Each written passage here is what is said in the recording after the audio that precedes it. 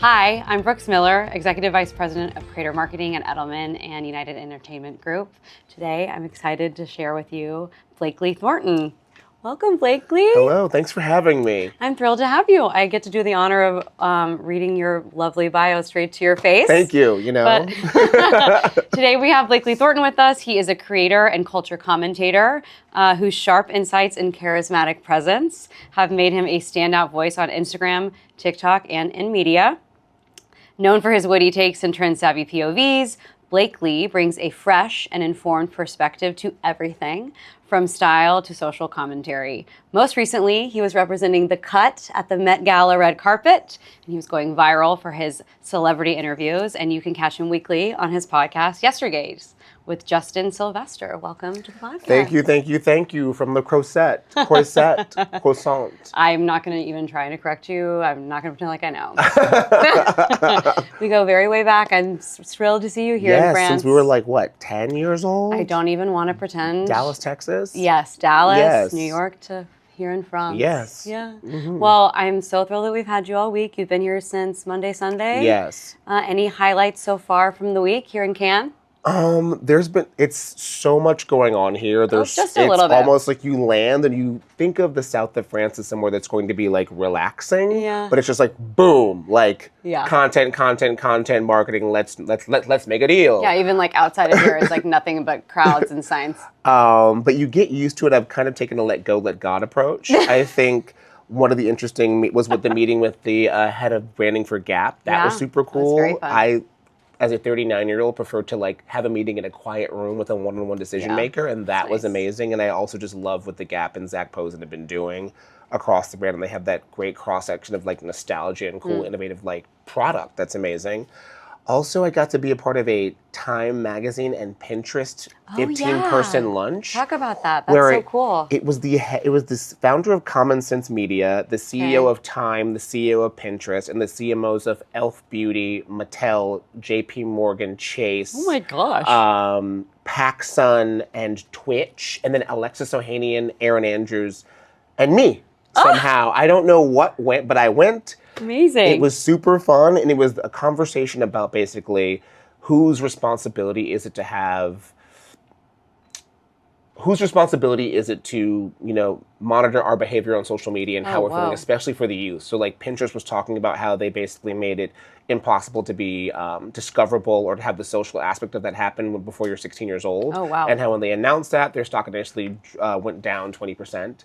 But now in the 4 to 5 years since, Gen Z had 40% of their users. They've had quarter over quarter growth, I think 20 quarters or something in a row. Don't quote me on that. Sorry, Pinterest CEO. I mean, you're growing quite a bit. But they've obviously been growing quite a bit and just talking about how on other aspects of social media, you're being told who you're supposed to be. And on Pinterest, you're able to actually create that for yourself. Mm-hmm. And basically everybody in the room's experiences with that, whether it comes to marketing to Gen Z, the future of AI, and also lobbying politicians for how social media should be allowed to be used by the youth. It was very interesting. Wow. I mentioned that I'm someone who questions systems, and I also mentioned slavery as one of those systems. So that was very fun for me. Yeah. But I guess they knew who they were going to be in the room with, and I'm known to say a hot take or two in a room no matter who's in it. Yeah. But I found that was interesting, and then I got a tattoo afterwards. Yeah. Oh, wow. Okay. A very inventive day. Just covered up by these boots. But yeah, so that was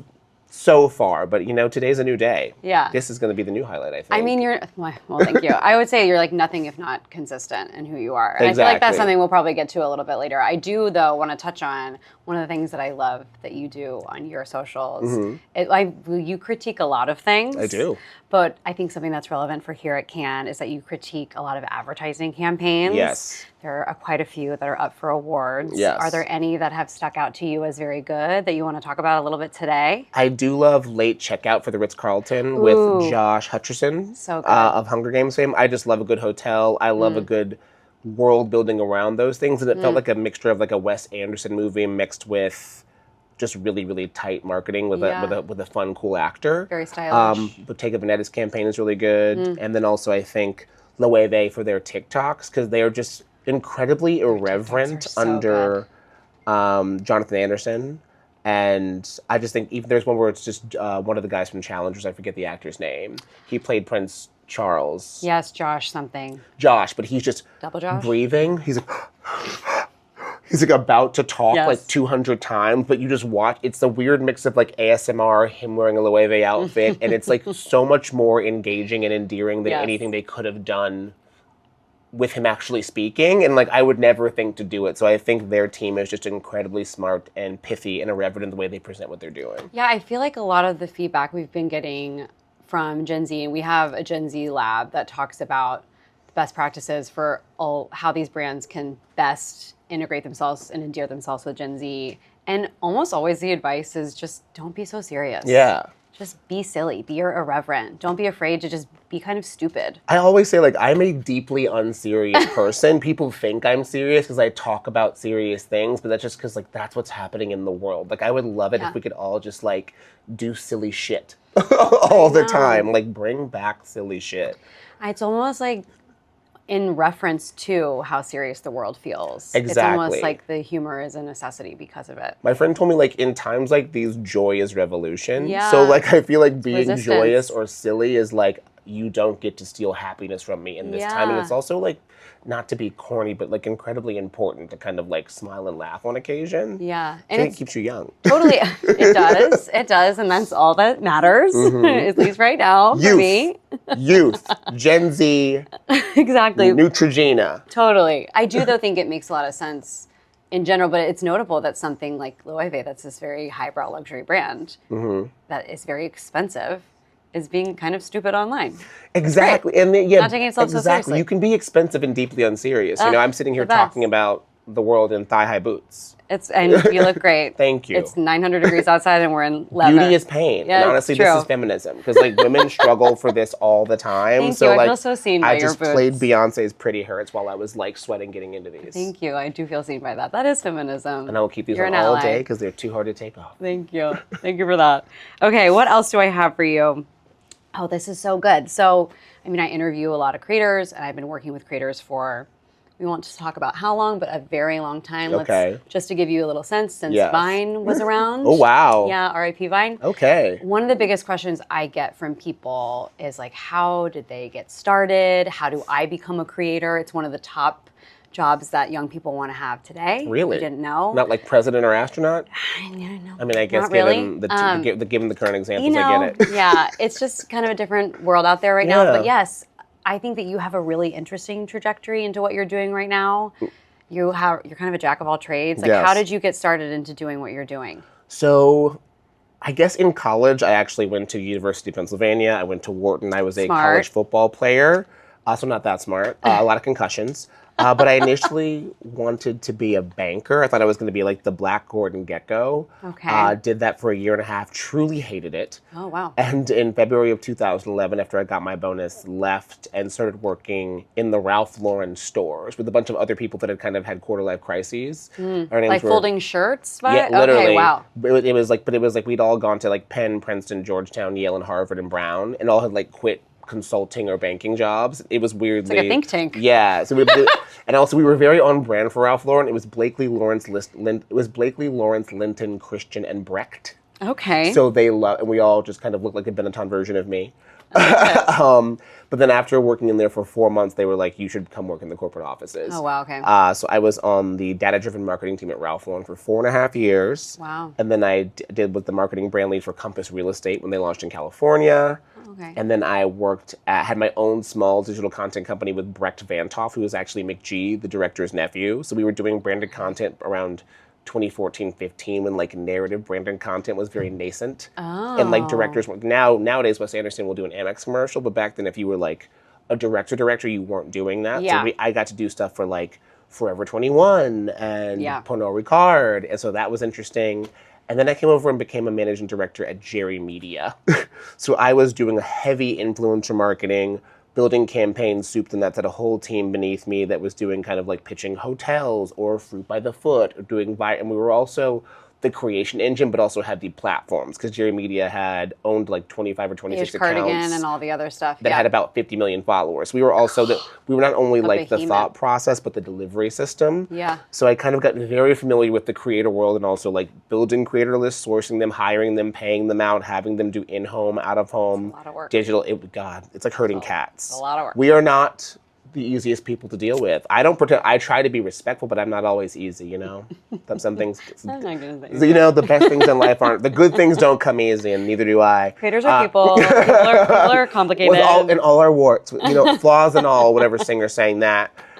And so I was like, it was interesting. It was very successful, and then I felt like I was kind of giving culture, because I was one of the only Black or queer people in the office. So I kind of felt like the culture shortcut there, and I felt like I was actually creating cool campaigns for a lot of like white straight dudes who went to Dartmouth Business School that played club lacrosse, and they were like, make this Black, or like make this pithy, or give us a little drag race on this. A little tokenized. Exactly. Yeah. So I told my boss that if I, in an incredibly like subtle way as I want to do, that if I didn't get to do something for the culture, I was going to set myself on fire. And he reacted by like giving me leave to find something. So I created a company in September of 2019. I had a company called Civil Jewelry that Jerry Media were actually the primary backers of, but I was the operator. Where we basically were doing lab-grown fine jewelry, and 20% of the profits were designed to go to minority or female founders. Because if you look at those numbers, when you look at who gets venture capital money, if you add gay, woman, or minority, it goes to essentially zero. So that was the goal. Oh, it's your finance, creativity, it's all coming together. It's all kind of coming together. And then the pandemic hit, which was super fun. I ended up shifting into kind of hyper high-end, where I was doing like $40 or $50 or $60,000 rings, but it was all like engagement rings. But then I was like a Black gay Neil Lane situation. But I find that wealthy people are difficult. And demanding. Yeah. And, you know, it was basically like a gay person being a straight marriage therapist. And also from what you know of me in our years together, do not have the customer is always right mentality. And when someone spends $80,000, they want to be right, even when they're clearly wrong. Yeah. So I hopped and skipped and jumped out of that. And then I was doing independent brand consulting for different companies. So I was actually working for like Moshi, a children's wellness app in London. I was consulting for them, as well as Harbison Studio, which he dressed a bunch of people at the Met, Mindy Kaling, Audra McDonald, Simone Biles were all wearing him, and we had worked together, and it was like we had a crazy moment at the Met Gala where we like kind of like cried holding hands. We're like 3 years ago we were doing like buy one get one free on Uber Eats, and now we're at the Met Gala. Cool. So it was beautiful. But then my friend told me I should get on TikTok. That's how all of this kind of started. And she was like, we want more elder millennials on TikTok. And at the time I was 36. She called you an elder millennial? She did. And That's so rude. I said, first of all, how dare you? How dare you? First of all, shut your mouth when you're talking to me. So then she was like, just say one thing a day for a month. Just like, we want to see how people react to it. Okay. The third thing I said got viewed like 2.5 million times, which was, I was also vaguely stoned, which is legal in California, when I said it. And I was like, Chick-fil-A competitor, Chick-fil-A gay, a food truck that only goes to Chick-fil-A parking lots on Sundays, like served by drag queens, house music, trademark.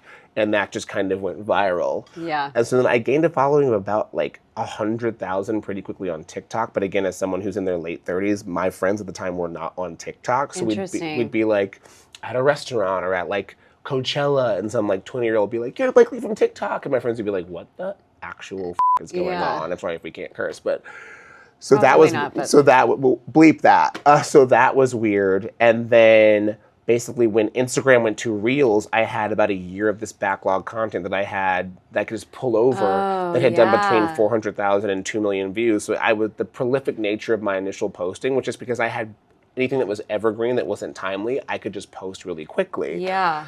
So then I reposted this old thing about Zendaya when I said I would murder Tom Holland, chop off 6 inches of my height, and live the rest of my life in whiteface to date Zendaya even though I'm gay. Worth it.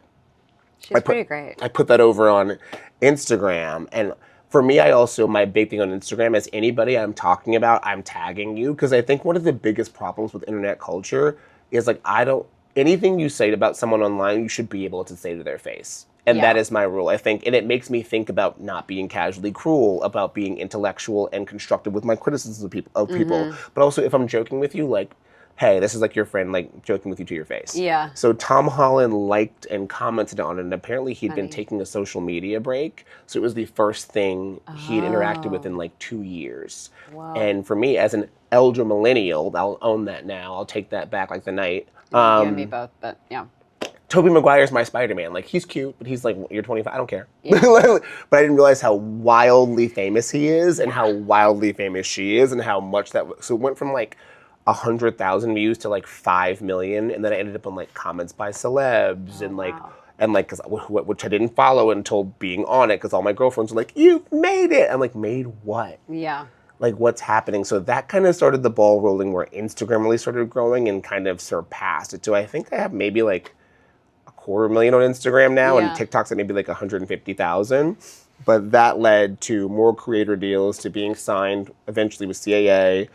And now having like a podcast with Justin Sylvester, doing like kind of elder millennial gay pop culture moments, and also an up and coming YouTube show called Running Dialogue with Kerry Washington's production company. So exciting. It'll be like Hot Ones on a treadmill, basically like I'll ask you a question, and if you don't answer, we will speed it up.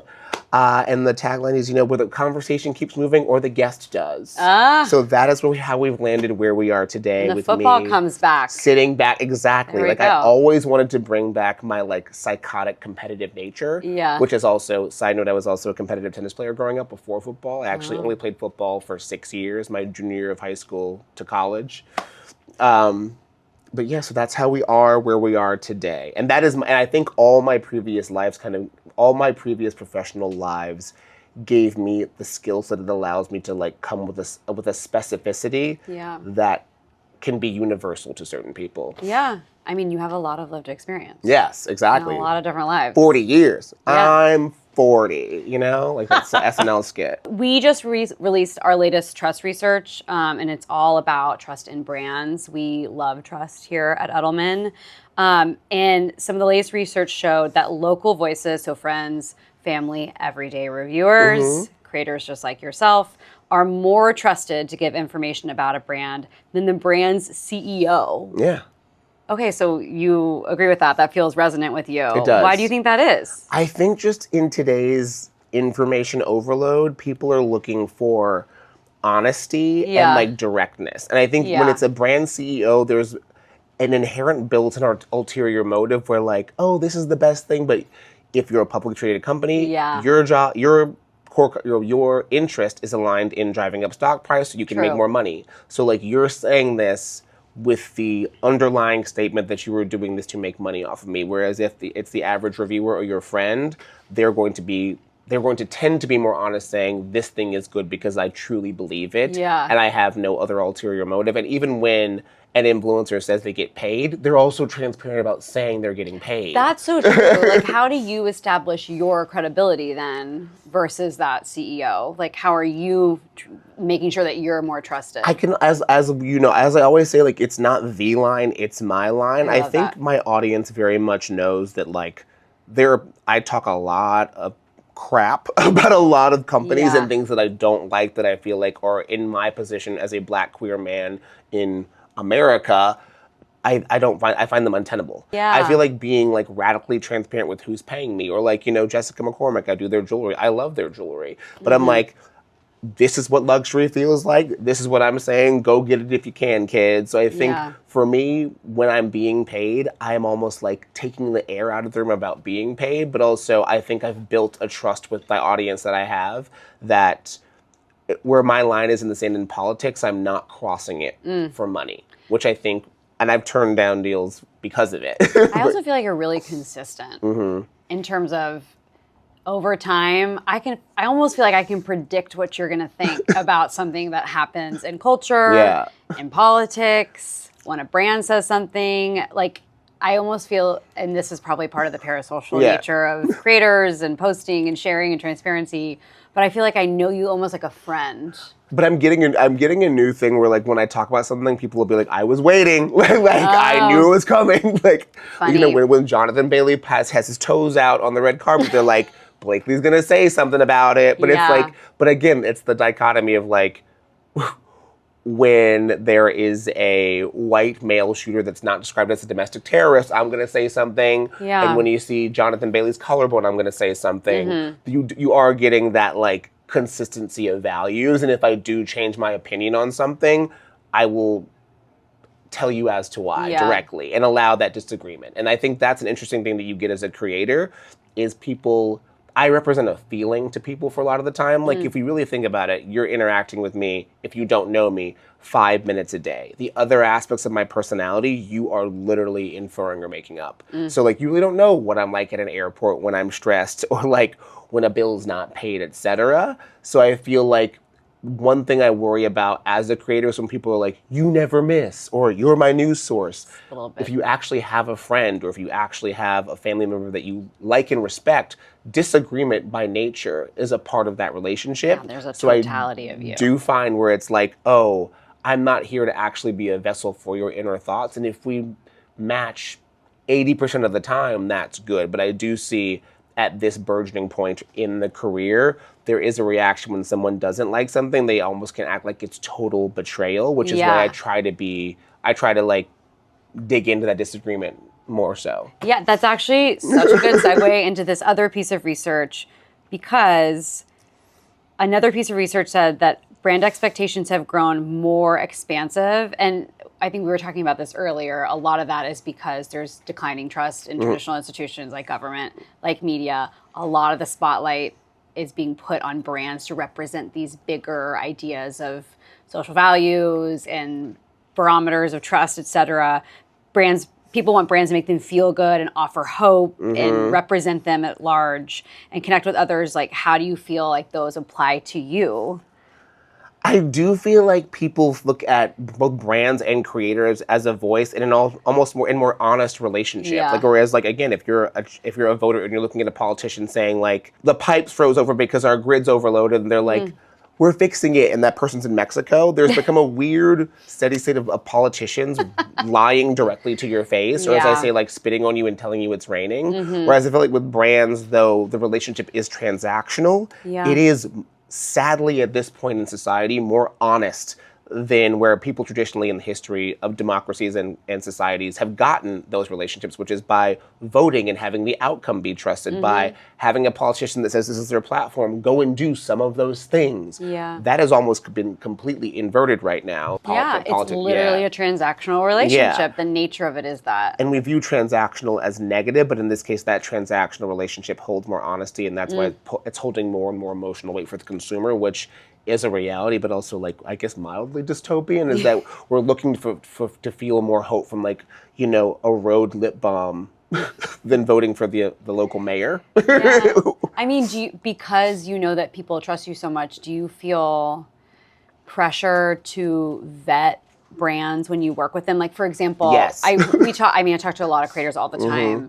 And they've told me that they will run a brand through HRC, or they'll look at the Yucca app to make sure that they feel like their sustainability practices are in line with their brand. Whenever there are lines that a brand, like even after I've agreed to work with you, whenever there's a brand that says we want, like, especially if it's Pride or a Black History Month, like this is how much of our donations went to, like, you know, NAACP or HRC, and I'm like, well, you actually donated to both sides, so I'm not saying that. Or like, I'm always like, you're not going to put words in my mouth and basically like use the trust that I have accrued as a human to be associated with you as a brand when you know subversively there's something else going on there. Yeah, they're looking for receipts. Exactly. And I think also when you see, for me, it's very interesting, the brands that I critique very often like come back with like larger budgets. Like, I'm not going to maybe name names now, but like if I go and like say like, oh, you took away your DEI, or oh, this is what you're putting on your shelves, or oh, this is what your CEO did. Within 4 to 6 months, they'll come back with an offer that is probably 50% higher than my normal rate. Like hush money? It was just almost just like, well, if we can get him to change his mind, like then we can get that public, like, because that happens with me with like people or actresses. Like, I like Dakota Johnson. I think she's amazing. And like, we have this pithy, funny relationship where I call her like a Caucasian chaos demon. And now like weirdly her whole entire team calls her that. Like, there's a video online of her talking about that. And then I was supposed to be doing like some promo for The Materialist, and I wasn't there because I'm here. And she's like, where is he? What is going on? Like, why isn't he here? And then like half the people that follow me were like, I like her now. that's interesting. Like, I thought she was a little stodgy, but like she's wild. So I think brands are looking for that same engagement, you know? Yeah, kind of the lift that they get being associated with you. Yeah, because I'm honest about what I like and don't like. They're like, oh, I'm gonna give her a chance now. So I think brands want the Dakota Johnson special. Well, and if you change your tune on someone, people are gonna think It's that okay you really now. mean it. Yes, and we also Because they trust you. Yeah, we also previously talked about how like when I look at like a headline or I say I've looked at BBC, CNN, MSNBC, Fox News, and People.com and like New York Times to see like what the general media is saying about something or the skew we're getting as a public. Yeah. I initially, when I started this, thought that it would encourage people to do the same thing, but they're actually using me as the amalgamation of all those news sources, which for me is frightening. Because again, as I always say, it's not my line, it's the line. I always say, like, I am a Black gay person with an opinion, and that opinion can be affected by how hungry I am. So, like, I don't want you to get your political leanings or news or thought process from me before I've had breakfast, because it could be wildly, you know, we don't want to go start World War III because I haven't had my eggs. Yeah. Amazing. My last question, I like to ask everyone this. Who are you following that you think is fantastic? Ooh, okay. I love Tariro McConey. Oh. She is an amazingly esoteric, like, fashion aficionado. Okay. Who also, she has a Substack and it also integrates, love Substack. like, basically, like, recession indicators and all that kind of stuff. In fact, I Okay. also love Data But Make It Fashion. The best. Because I love how people talk about these things as if they're superfluous, but they actually No, are it's very real. big market indicators. I love Meg Statler. The best. Obviously, I love Benito Skinner because, again, those are people who are examples of folks who have gone from short form content to actually being integrated into a more traditional Hollywood system, whether it's overcompensating or Meg Statler's new show. I think it's called like Too Much on Netflix. I just know it's the new Lena Dunham show. Yeah, but I feel like they're interesting. People who are just basically themselves. Mm-hmm. I like a little bit of unhingedness. Like Meg Statler was like the hi gay. Like I think about that all the time. Like that is how corporations are talking. So those are 3 or 4 of my favorites. Yeah, right now. Love. Mm-hmm. Well, I think that's all the time that we have. Thank All you right. so much for joining us. Thank you for having me. Yeah.